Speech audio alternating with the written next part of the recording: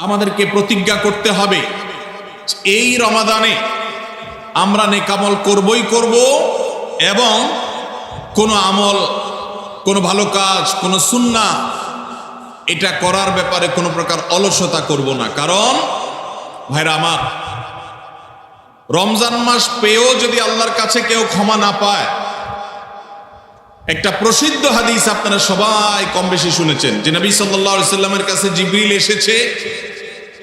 এসে বলেছেন, বাউদা মান আদরাকা রমাদান ফালাম ইউগফার লাহ, যে ব্যক্তি রমজান পেয়েছে অথচ রমজানের এই বিশাল সুবর্ণ সুযোগকে কাজে লাগিয়ে সে তার জীবনের সব গুনাহগুলো মাফ করাইতে পারে নাই, সে আল্লাহর কাছ থেকে মাগফিরাত আদায় করে নিতে পারে নাই, সে জাহান্নাম থেকে মুক্ত এই ঘোষণা সে আদায় করতে পারে নাই, অথচ সে রমজান মাস পেয়েছে, এর চাইতে হতভাগা আর কে হতে পারে? তা সে ধ্বংস হোক, এই বদদুআয় নবী সাল্লাল্লাহু আলাইহি সাল্লাম আমিন বলে সমর্থন জানিয়েছেন, সায় দিয়েছেন। এজন্য ভাইরা, রমজান মাস এসেছে কিন্তু আমল ইবাদত হয় নাই, রমজান মাস এসেছে আবার চলে গেছে কিন্তু আমার গুনাহ আল্লাহর কাছ থেকে মাফ করাতে পেরেছি বলে আমার বুক সায় দেয় না, তাহলে এর চাইতে বড় হতভাগা, এর চাইতে বড় কপাল পড়ার কেউ হতে পারে না। রমজানের আমল ইবাদত, রমজানের নেক আমল, রমজানের দোয়া, রমজান মাসের চোখের পানি ফেলা, এটা ভাইরা শুধুমাত্র নিজের প্রেরণার জায়গা থেকে শুধুমাত্র সওয়াব আহরণের জন্যই নয়। এটা যদি না করি তাহলে জিবরিলের বদদুয়া, নবীজি সাল্লাল্লাহু আলাইহি সাল্লামের বদদুয়া, আল্লাহর পক্ষ থেকে ধ্বংস হওয়ার পরোয়ানা, এগুলো অনিবার্য হয়ে যাবে।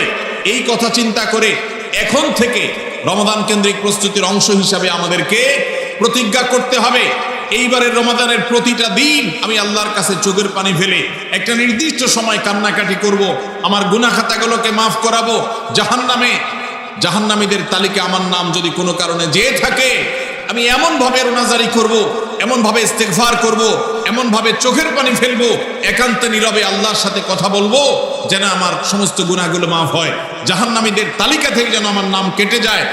এর জন্য ভাইরা এখন থেকে প্রতিজ্ঞাটা করতে হবে। প্রস্তুতি হলো, কাজ হবে রমজানে, কিন্তু প্রতিজ্ঞা হবে এখন থেকে যে আমি কোনোভাবে এইবারের রমজানের সুযোগ আর হাতছাড়া করব না ইনশাআল্লাহ। তাহলে 3 নম্বর হলো যে রমজান কেন্দ্রিক সমস্ত আমলগুলো করব, আল্লাহর কাছে তওবা ইস্তেগফার করে নিজের গুনাহগুলোকে মাফ করায় ছাড়বো, জাহান্নাম থেকে মুক্তি তথা নাজাত এটা নিজের করে নেব, এই মর্মে প্রতিজ্ঞাটা এখন থেকে যেই কয়দিন রমজান আসতে সময় আছে প্রতিদিন আমাকে নবায়ন করতে হবে। প্রতিজ্ঞা আজকেরটা যেভাবে হবে কালকেরটা আরো স্ট্রং হবে, তারপরের দিন আরো স্ট্রং হবে। প্রতিদিন আমি স্বপ্ন লালন করব কবে রমাদান শুরু হবে, আর আমি আল্লাহ রাব্বুল আলামিনের কাছে রমাদানের এই সমস্ত ইস্তেগফার, তওবা, আমল এগুলোকে নিবেদন করতে থাকবো। চেষ্টা করা যাবে না ইনশাআল্লাহ?